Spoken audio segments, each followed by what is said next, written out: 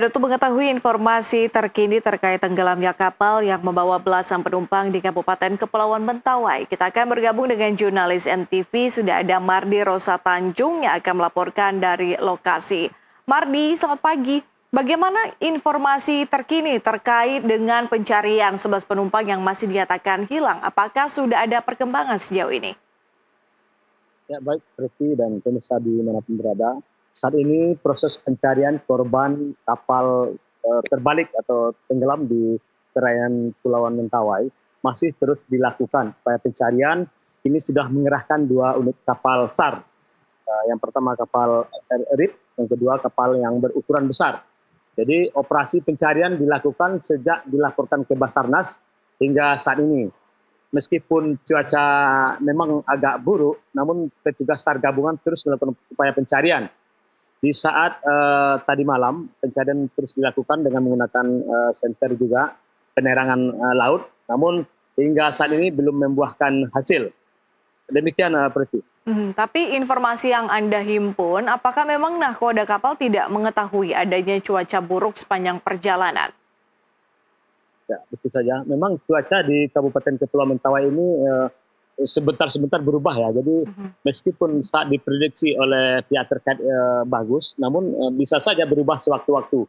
Kebetulan pada saat hendak berlayar, itu cuaca masih layak untuk diarungi sehingga kapal berangkat. Dan tidak hanya itu, setelah kapal korban ini berangkat, menyusul juga kapal dari kepala daerah atau Bupati Mentawai. Dan kapal tersebut sempat berpapasan. Bupati pun melihat kapal masih dalam kondisi baik. Namun baru diketahui oleh Bupati setelah sorenya ada laporan kapal yang satu rombongan sebelumnya di Pulau Sikakap itu dilaporkan terbalik oleh anggota atau survivornya yang sempat berenang 6 jam.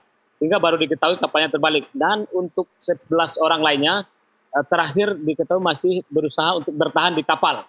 Karena itu ada kesepakatan dari yang berenang itu bahwa tunggu di kapal, yang berenang bersama operator mencarikan pertolongan. Demikian, Priti. Tapi apakah memang murni karena cuaca buruk atau mungkin ada penyebab lain? Sejauh ini memang karena cuaca buruk. Karena akhir-akhir ini cuaca buruk untuk di lautan. Dan pada saat pencarian tadi malam, gelombang itu dari 2,5 meter hingga 3 meter dengan kecepatan angin 30 knot. Dan itu memang buruk ya. Demikian, Priti. Oke. Mardi, terakhir, kemana informasi yang bisa diakses keluarga korban untuk paling tidak mencari keluarganya yang mungkin menjadi korban dalam insiden itu? Untuk keluarga korban yang masih belum ditemukan, itu bisa menghubungi kantor Basarnas Mentawai, posko di Tua Pejat. Jadi bisa di Tua Pejat ataupun ke pihak kepolisian setempat, Polres Kabupaten Kepulauan Mentawai. Demikian. Baik, Mardi Rosa Tanjung melaporkan dari Kepulauan Mentawai, Sumatera Barat. Terima kasih, selamat kembali bertugas.